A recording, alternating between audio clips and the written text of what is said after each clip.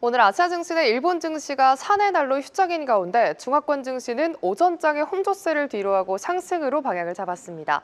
오늘 사실 아시아 증시를 밀어올릴 특별한 재료는 없습니다. 다만 체크해볼 만한 이슈로는 CATL이 중국 장시성에서 운영해온 대형 리튬 광산의 생산을 일시에 중단했습니다. 우리 증시 내에서도 리튬주들이 강하지만 중국 증시 내에서의 리튬주들도 빨간불을 켜내고 있고요. 반면에 상해 종합지수 항생지수 내에서 바이오주들의 하락세가 눈에 띄고 있습니다. 먼저 베트남 증시 한국 이슈와 엮어서 살펴보겠습니다. 현재 이재명 대통령이 베트남을 방문하고 있습니다. 오늘 오전 정상회담을 진행하면서 양국의 협력 강화를 약속했고요. K9 자주포 수출 확정, 과학기술 협력 확대 등 다양한 소식이 계속해서 들려왔습니다. 이제 오후에는 국빈 만찬이 진행이 되는데요. 국내 재계 총수가 총출동해서 관심이 쏠리고 있습니다. SK, 현대차, LG, 롯데 등 국내 주요 기업 재계 총수와 함께하는 만큼 오후 뉴스까지 확인해 보시죠. 베트남 증시 내에서는 관세 불확실성도 없고요. 또 호재성 이슈들이 쏟아진 덕분에 베트남 VN 지수 장중 사상 최고치를 다시금 또 경신을 했습니다. 한때 1601포인트를 터치하면서 강했는데요. 현재도 고점 부근에서 거래되고 있습니다. 이 시각 현재 0.98% 상승합니다. 해당 지수를 추종하는 ETF 역시 사상 최고를 경신했습니다. 아무래도 베트남의 최근 키워드는 사상 최고치인 것 같죠?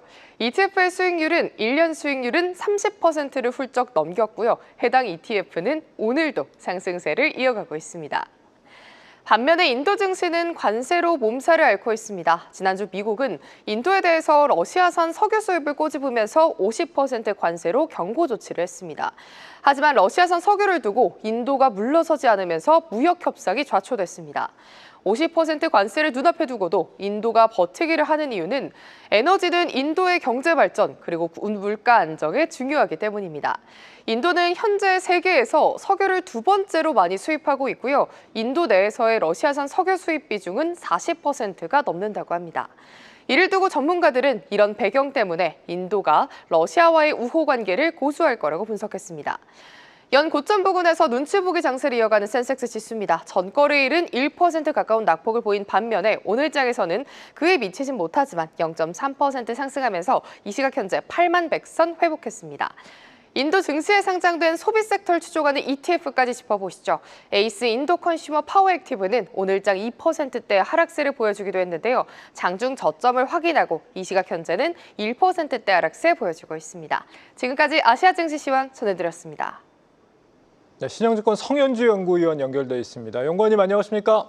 네, 안녕하십니까. 네, 지금 세계 최대 배터리 회사 CATL이 리튬 생산 중단한다 이 소식 때문에 우리나라 2차 전지 섹터도 지금 들썩이고 있는데 이제는 이 정도면은 중국 정부의 어떤 공급망 혁신에 대한 어떤 확실한 모멘텀이 아닌가 이렇게 좀 저희도 좀 확신을 가져봐도 좋을지 모르겠습니다. 어떻게 보세요?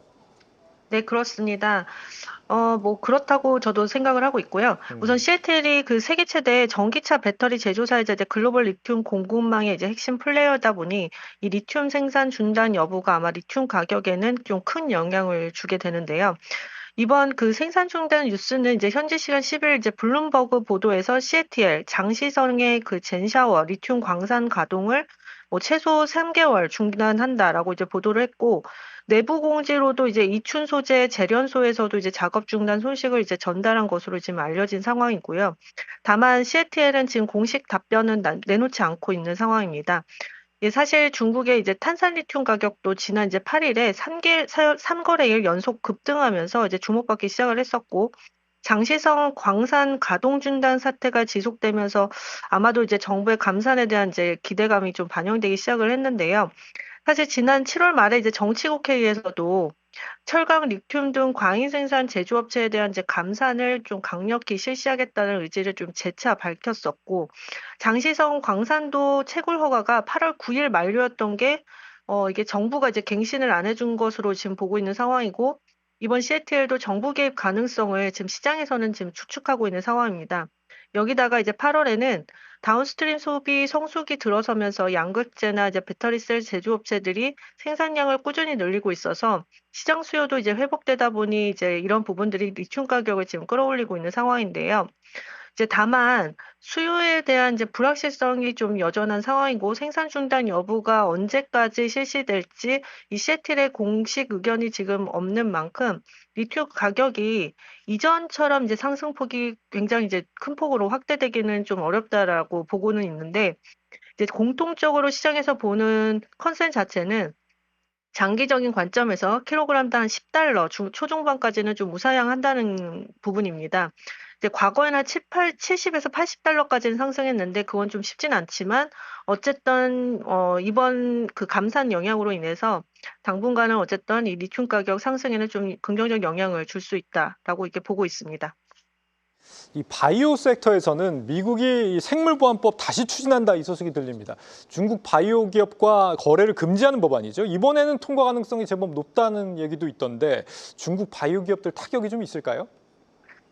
사실 뭐 지난주에도 본토 증시에서 유일하게 이제 헬스케어주가 0.7% 하락을 하면서 좀 조정은 받긴 했는데 이제 연초 대비 상승폭이 워낙 가장 큰 업종이었다 보니 사실 전체적으로는 뭐 조정폭은 좀 제한적이었다라고 보는데요.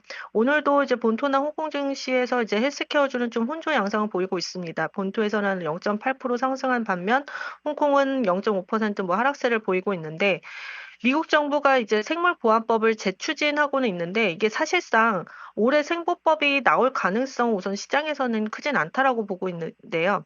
이유는 두 가지입니다. 우선 첫째로는 작년 12월에 생보법이 발의는 되었는데 이게 당장에 이게 통과되기는 좀 쉽진 않다. 네, 두 번째로는 트럼프 정부의 지금 현재 1순위 관심사는 약가이나 정책이다 보니 생보법이 좀 이제 정책 측면에서는 좀 밀릴 수 있다라는 점입니다. 따라서 올해의 생보법이 나오기는 좀 쉽지는 않다라고 보고요.